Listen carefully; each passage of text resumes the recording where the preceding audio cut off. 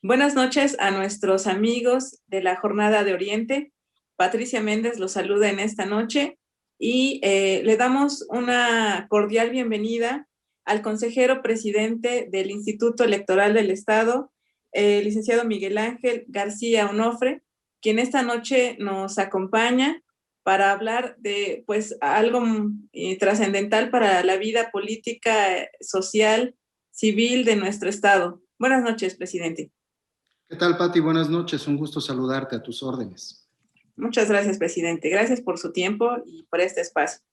Pues, presidente, a veces la sociedad se interesa poco en los temas que tienen que ver con los partidos políticos, que tienen que ver con los institutos políticos, y eso desafortunadamente pues nos sale caro, ¿no? Nos sale caro a la población desentenderse de este tipo de procesos que son muy importantes, pues son decisivos para la vida social, política de un Estado. En esta ocasión, pues quisiéramos precisamente ofrecerles a nuestros lectores, a nuestra audiencia, pues un panorama de lo que va a ocurrir, presidente, en el Estado este próximo 6 de junio. No sé si nos pudiera hablar de cuál es la importancia que tiene este proceso y en qué consiste este proceso, por favor. Por supuesto, con gusto. Como se ha señalado en diversos ámbitos, se trata de la elección de 2021, de la elección más grande en la historia política reciente de nuestro país. Se menciona que es la más grande porque concurrentemente con la elección federal, que es para diputados federales, las 32 entidades federativas del país vamos al mismo tiempo a elecciones. Y en el caso de Puebla es el estado que más cargos de elección popular renovará el próximo 6 de junio. Estamos hablando de un total de 2.285 cargos. Están incluidas las 41 diputaciones, de las cuales 26 son de mayoría relativa, 15 son de representación proporcional, pero también 217 presidencias municipales, 217 sindicaturas y 1.810 regidurías. En total, 2.285 cargos que se renovarán el próximo 6 de junio. Es, como te decía, la entidad que más cargos de elección popular renovará en esta elección de 2021. Y precisamente de allí la importancia de la participación ciudadana. En todo el país, no únicamente en el estado de Puebla, las elecciones se organizan pensando en el número total de ciudadanos que están inscritos en el padrón y específicamente en la lista nominal. Tenemos nosotros con un corte que nos hace favor de facilitarnos el Instituto Nacional Electoral, porque es el encargado de llevar a cabo estos trabajos, con un corte al 31 de enero de este 2021, tenemos un padrón electoral de 4.737.955 ciudadanas y ciudadanos, y en lista nominal tenemos 4.674.313 personas. ¿Esto qué significa? Que la lista nominal, la diferencia entre padrón y lista nominal es que en el padrón se encuentran todas aquellas personas que han solicitado su inscripción al Registro Federal de Electores, y en lista nominal están aquellas personas que, además de hacer esta solicitud, cuentan con una credencial de elector vigente, es decir, que hicieron el trámite y que ya recogieron la credencial. Como bien recordarán, estas cifras no son definitivas porque el INE cerró actividades de credencialización en su campaña anual intensa el pasado 10 de febrero, entonces todavía están trabajándose las últimas cifras. Tendremos datos ya finales en las próximas semanas, pero esto sirve, por ejemplo, de insumo para saber cuántas casillas se van a instalar en cada una de las secciones, porque depende del número de ciudadanos inscritos en la lista nominal. También de esto depende el número de boletas electorales que se van a imprimir en cada una de las elecciones. Como te decía, se prepara todo pensando en el total de ciudadanas y ciudadanos. Pero ¿qué pasa cuando los niveles de participación, como ha sido históricamente, no rebasan el 40%, por ejemplo? Es decir, que preparamos una elección para el 100% de electores, pero únicamente el 40% acude a las urnas.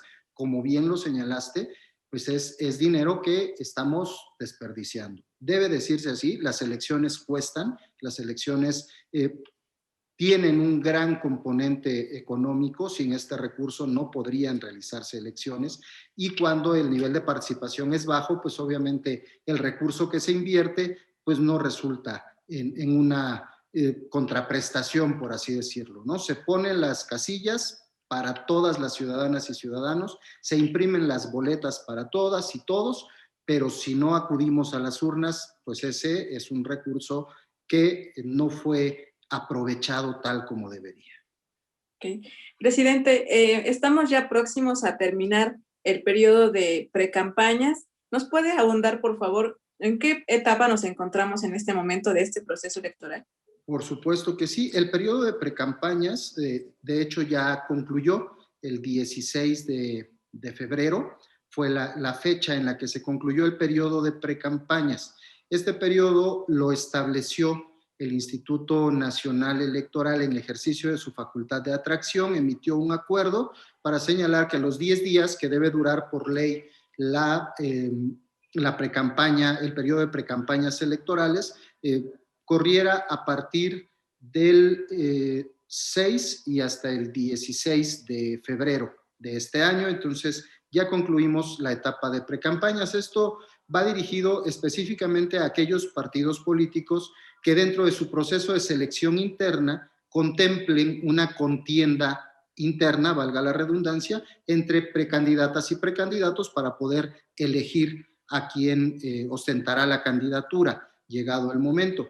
Hay institutos políticos que no desarrollan este tipo de procedimientos y por lo tanto pues no existe como tal este periodo de precampañas para ellos. En este momento nos encontramos pues en el arranque, en el inicio de lo que se conoce como periodo intercampañas. Este es el periodo que transcurre entre la pre-campaña electoral y el inicio de las campañas electorales.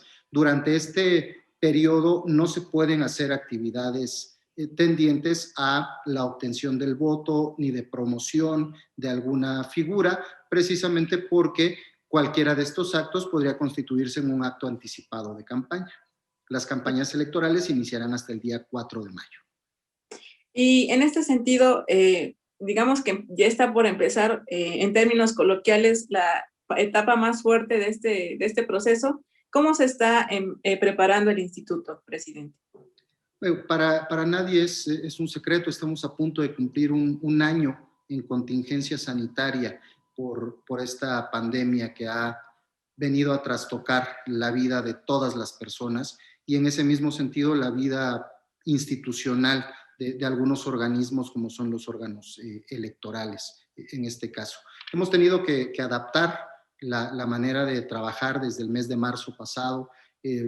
Por ejemplo, en el instituto ya no hay reuniones de trabajo presenciales, todas son de manera virtual o a distancia, así lo aprobó el Consejo General, incluso las sesiones de todos los órganos colegiados, el Consejo General, las comisiones que trabajan al interior de este Consejo General, la Junta General Ejecutiva, el Comité de Adquisiciones, en fin, todos los colegiados que se integran dentro del Instituto Electoral del Estado, ahora también ya los consejos distritales, por ejemplo, todos tienen tenemos la obligación de cumplir con las disposiciones de las autoridades sanitarias y en ese sentido hemos establecido esta medida de trabajo a distancia y de las reuniones virtuales precisamente para tratar de contribuir con esto a frenar la ola de contagios que de repente se recrudece. A veces parece que nos da un poquito de tregua y empezamos a regresar a las actividades cotidianas, pero después, como sucedió a finales del año pasado,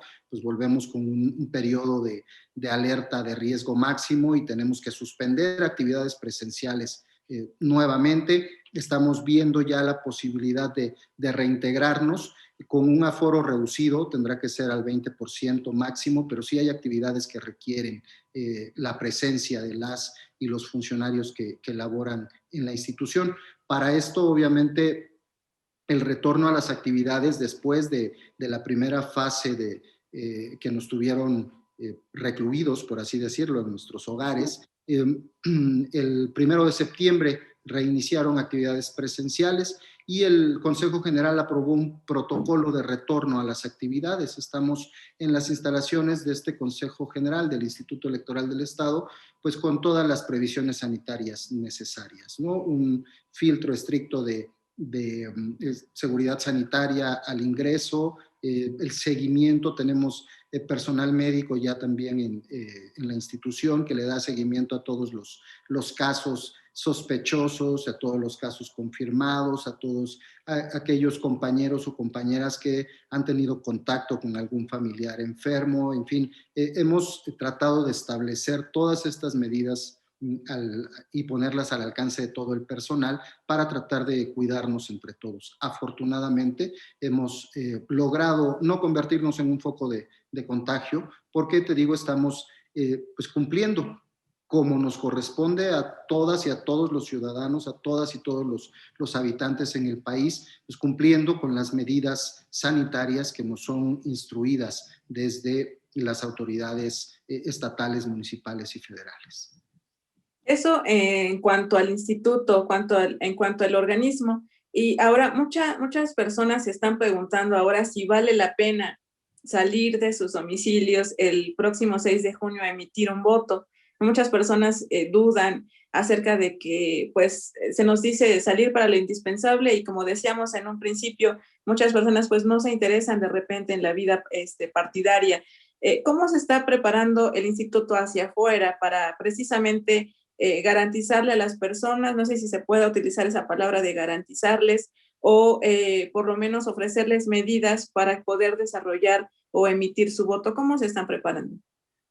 Estos trabajos, como te decía hace unos momentos, se realizan en coordinación con el Instituto Nacional Electoral. Al ser una elección concurrente, todos los trabajos de organización van en coordinación entre ambos institutos.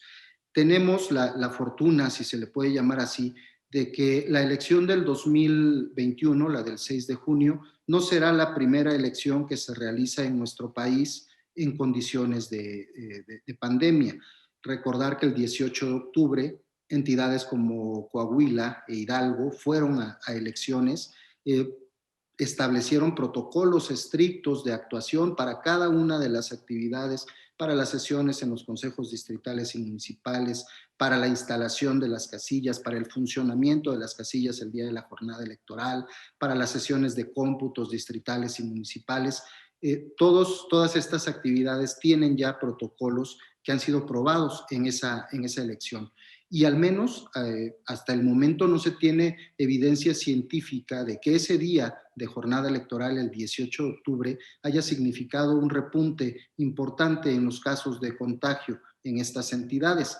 Esto nos da la certeza a las autoridades electorales de que siguiendo medidas de prevención, de cuidado, como las establecidas en estas elecciones, podemos tener la seguridad de ofrecer eso precisamente a los votantes y a las votantes, la seguridad de que podrán acudir a emitir su sufragio en condiciones sanitarias de menor riesgo. Nos referimos, por ejemplo, acaba de concluir la etapa de recorridos de ubicación de domicilios para instalar casillas. Estos recorridos se hicieron de manera conjunta entre el Instituto Nacional Electoral y el Instituto Electoral del Estado. Se verificaron los lugares en los que se van a instalar las casillas.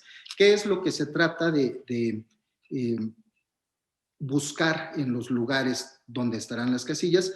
Que sean lugares suficientemente amplios, que garanticen la sana distancia, que estén adecuadamente ventilados también para evitar concentraciones y que permitan la instalación de las y los funcionarios de casilla, las y los representantes de los partidos políticos que tienen derecho a estar ahí en las casillas y también que permitan el flujo de la ciudadanía al momento de acudir a emitir su voto. Se están tomando previsiones también de que en estos lugares en los que antes, igualmente en procesos electorales anteriores, se era especialmente cuidadoso en que estos domicilios cumplieran con los requisitos que establece la ley, es decir, que no fueran casas de funcionarios públicos, que no fueran locales ocupados por iglesias, por fábricas, por bares, por ejemplo. todas esas cuestiones se cuidaban anteriormente. Ahora, además de eso, además de estas condiciones legales, estamos buscando lugares con las características que permitan garantizar que la ciudadanía va a poder acudir de manera segura en cuestión sanitaria a emitir su voto. Se está previendo también que cada uno de estos lugares sea sanitizado previo al inicio de la jornada electoral.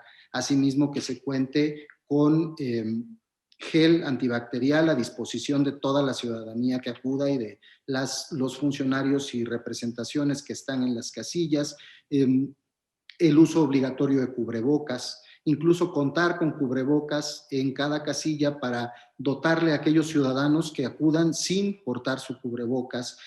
Se prevé dentro del protocolo de actuación el día de la jornada electoral que se limpien, se saniticen las superficies de manera constante. Se le está solicitando a cada ciudadana y ciudadano que en la medida de lo posible porte el lápiz, la pluma, el crayón, el plumón con el que va a marcar la boleta electoral en la medida de lo posible, si no, de cualquier forma habrá allí el lápiz marcador que siempre se utiliza, pero poniendo especial cuidado en que cada vez que pase algún ciudadano a emitir su voto pueda limpiarse las superficies que se utilizan para esto. Es parte de las medidas que se están pensando, se están analizando.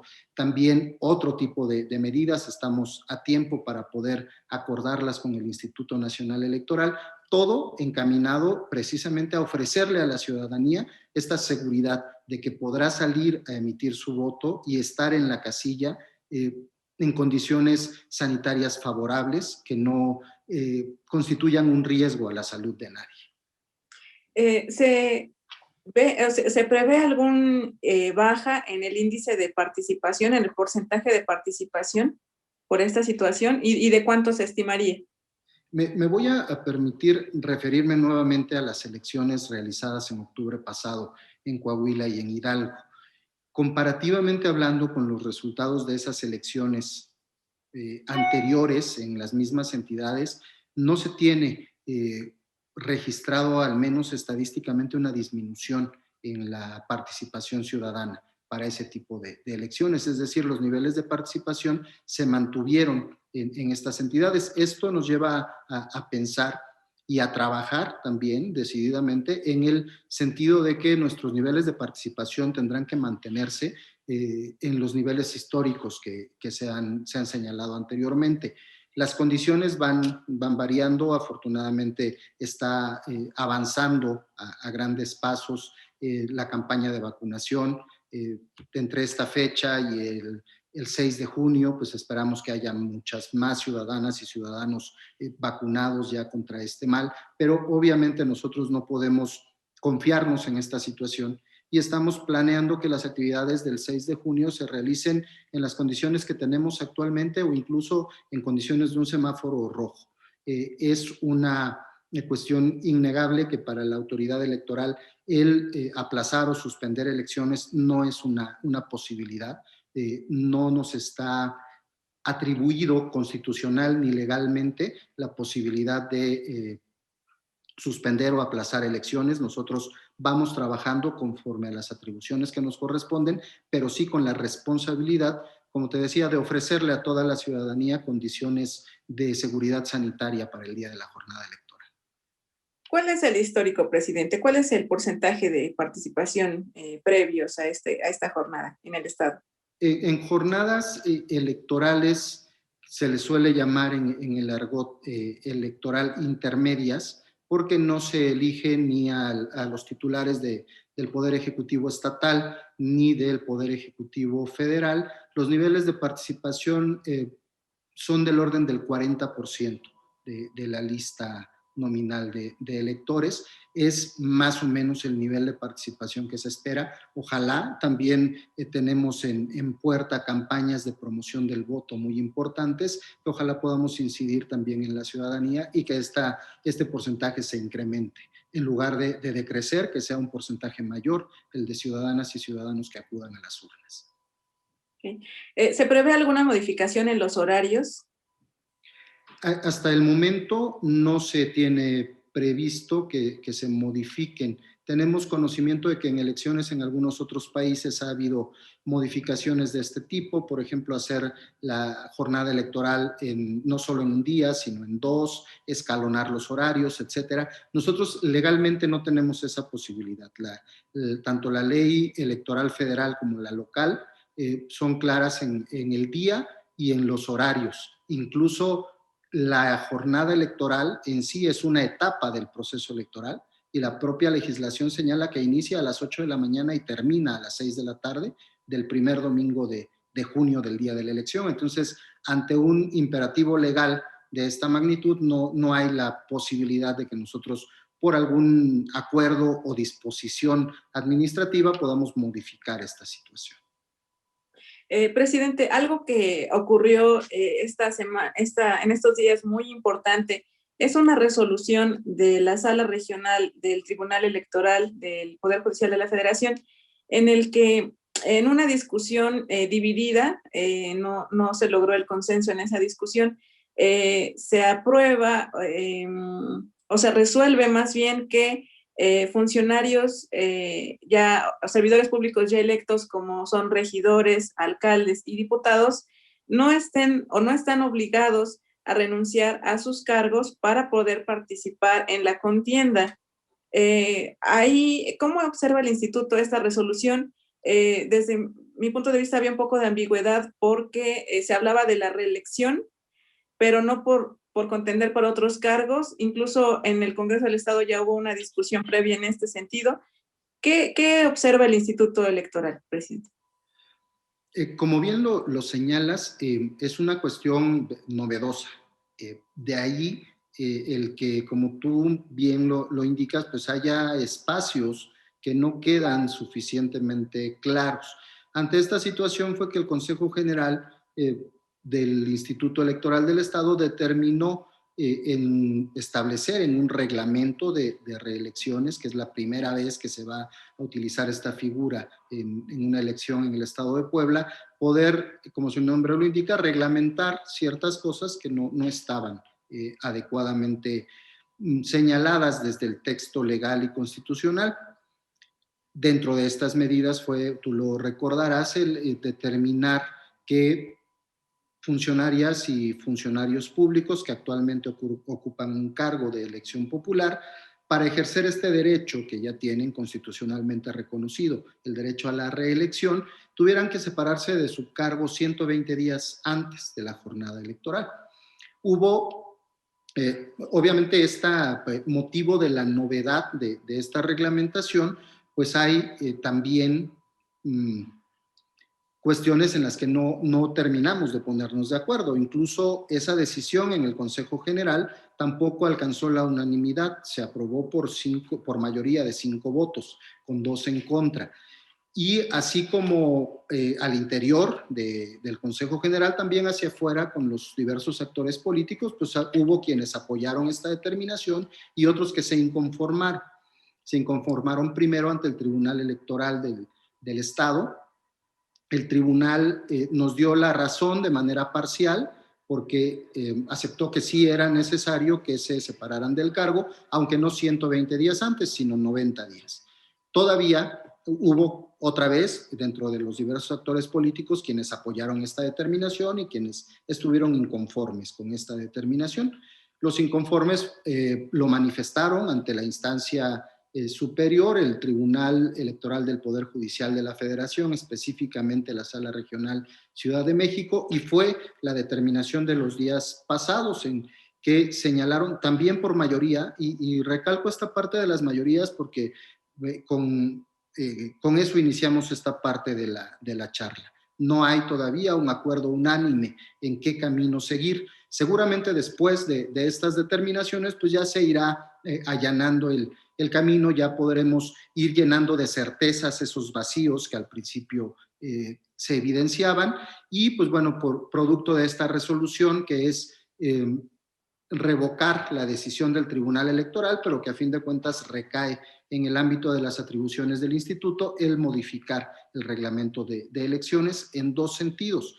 El primero de ellos es que eliminan la parte correspondiente a la obligación de separarse del cargo para quienes pretendan participar bajo la figura de reelección, es decir, ya no tendrán que separarse necesariamente de sus cargos para participar en las campañas electorales. Y por el otro lado, que también reconoce el Tribunal Electoral del Poder Judicial de la Federación, que el fin último de esta disposición que se tomó en el Consejo General es salvaguardar los principios de certeza y de imparcialidad en el desarrollo del proceso electoral. Y nos señala que precisamente en el ánimo de salvaguardar estos principios de la función electoral, se tienen que establecer en el reglamento de elecciones, en el mismo instrumento que se modifica, una serie de medidas de neutralidad que precisamente vayan encaminadas a cuidar el cumplimiento de los principios de certeza y de imparcialidad.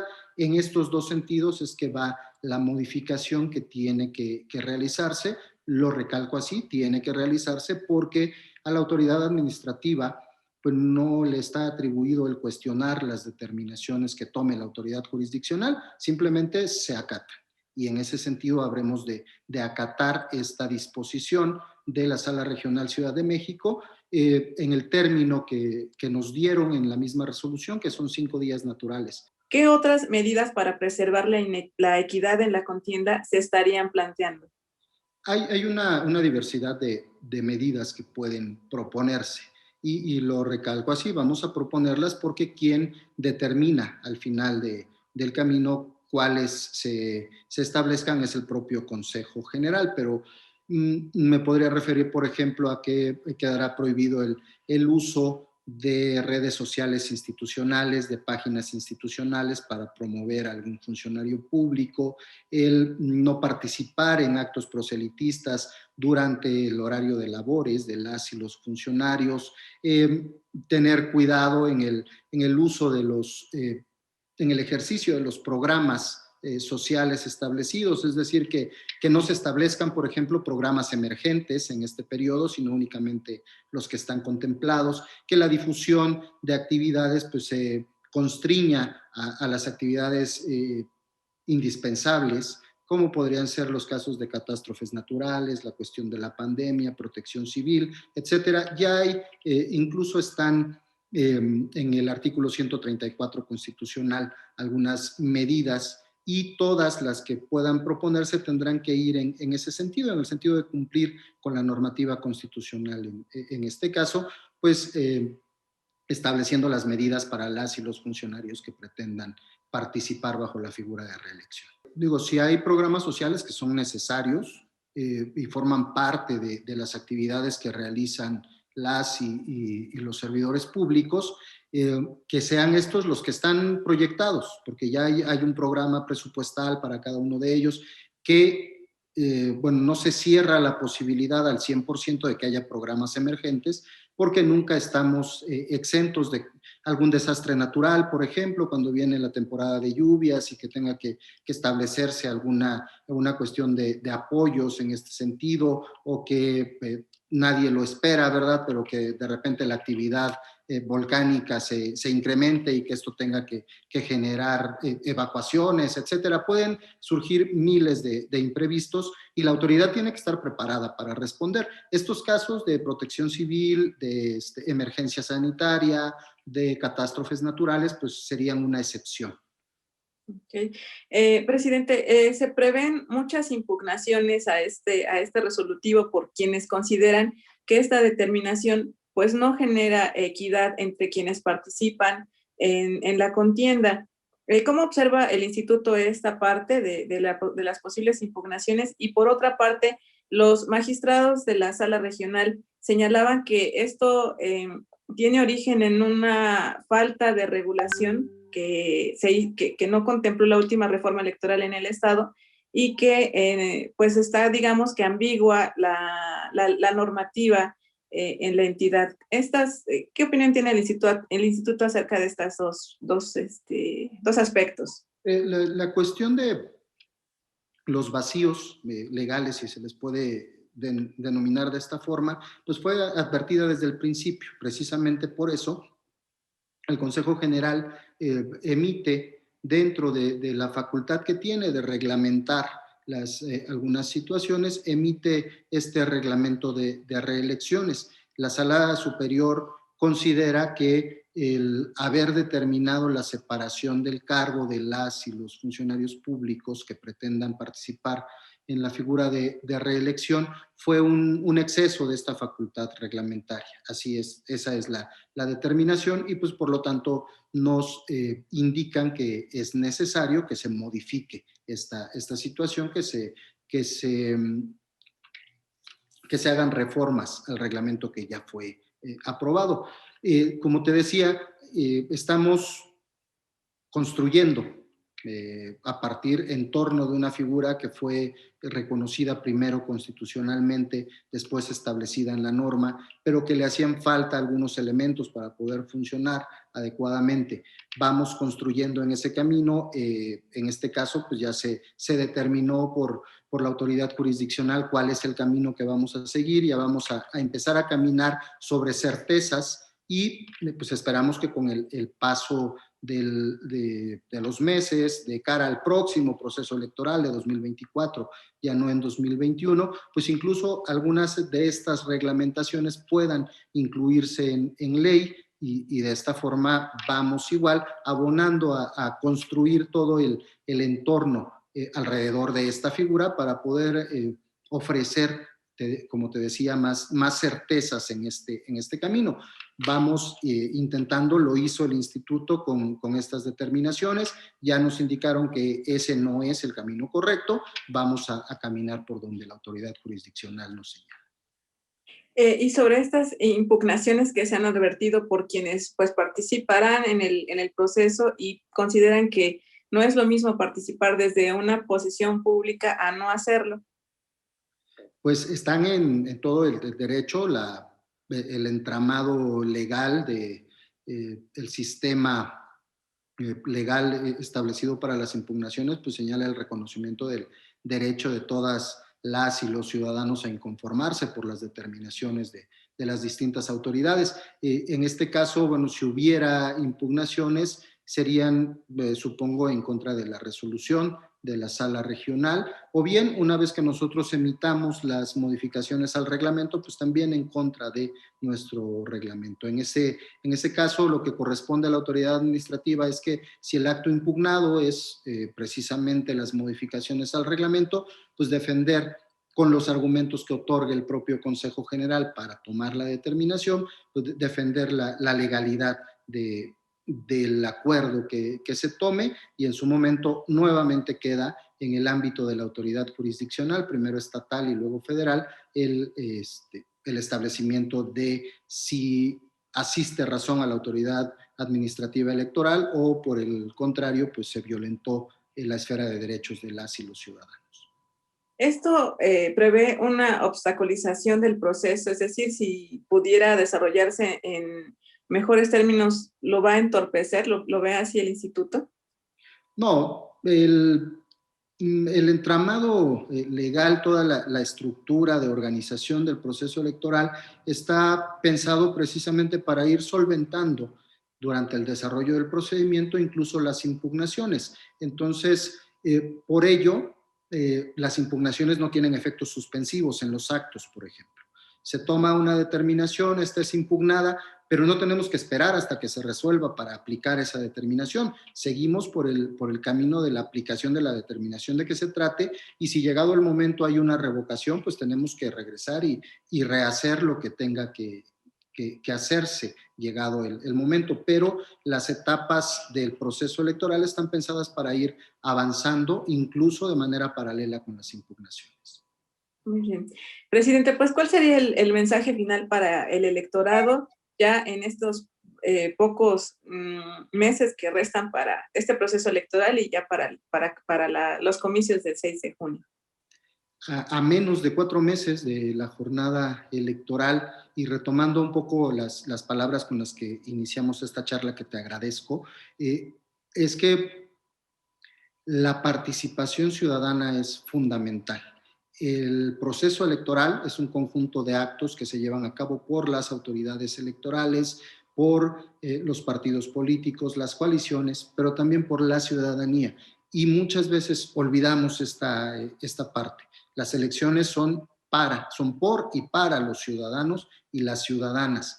La participación ciudadana es primordial para que el proceso electoral pueda alcanzar los fines que persigue, que son precisamente conocer la intención de las y los ciudadanos en torno a las figuras que habrán de representarlos representarlas durante los próximos 3 años. Y para ello hay diversas formas de participación. Una de ellas, nosotros hemos puesto a disposición de la ciudadanía convocatorias abiertas para participar como consejeras y consejeros distritales, consejeras y consejeros municipales, coordinadores auxiliares de organización electoral, y la estructura ocupacional del Instituto Electoral del Estado seguirá creciendo en los próximos meses. Vamos a requerir cerca de 2,000 capacitadores, asistentes electorales locales y supervisores electorales locales por allí del mes de mayo. Entonces los invitamos y las invitamos a que estén atentos y atentas a la convocatoria para que, si están interesados, puedan participar con nosotros. Existe la posibilidad también de ejercer observación electoral, si es que no es el interés trabajar con la institución, sí observar las actividades que realiza la institución, y también está abierta la convocatoria para que participen. Vaya un comercial también en apoyo a las actividades que está realizando el Instituto Nacional Electoral, pero que tienen que ver con el trabajo que realizamos nosotros. Las y los capacitadores asistentes electorales se encuentran ya recorriendo los domicilios de la ciudadanía que resultó insaculada, haciéndoles la invitación a que participen como funcionarias y funcionarios de mesa directiva de casilla. Esa es otra actividad muy importante que está a cargo de los ciudadanos, las ciudadanas, y en la cual pueden apoyarnos a ambas instituciones electorales. En fin, son muchos los ámbitos desde los que se puede participar. A nosotros nos corresponde lanzar las convocatorias, ponerlas al alcance, invitar a la ciudadanía, y lo más importante, que tomen en cuenta todo este trabajo que se está realizando por y para la ciudadanía, y que el día 6 de junio podamos hacer de la jornada electoral una fiesta democrática para todos los poblanos y para todos los mexicanos. Pues muchas gracias. Le agradecemos mucho al consejero presidente del Instituto Electoral del Estado, Miguel Ángel García Onofre, su tiempo y su participación en este programa. Gracias, presidente, muy amable. Al contrario, Pati, gracias a ti, muy amable, y a tus órdenes. Buenas noches, gracias a todos, que tengan una buena noche. Buenas noches.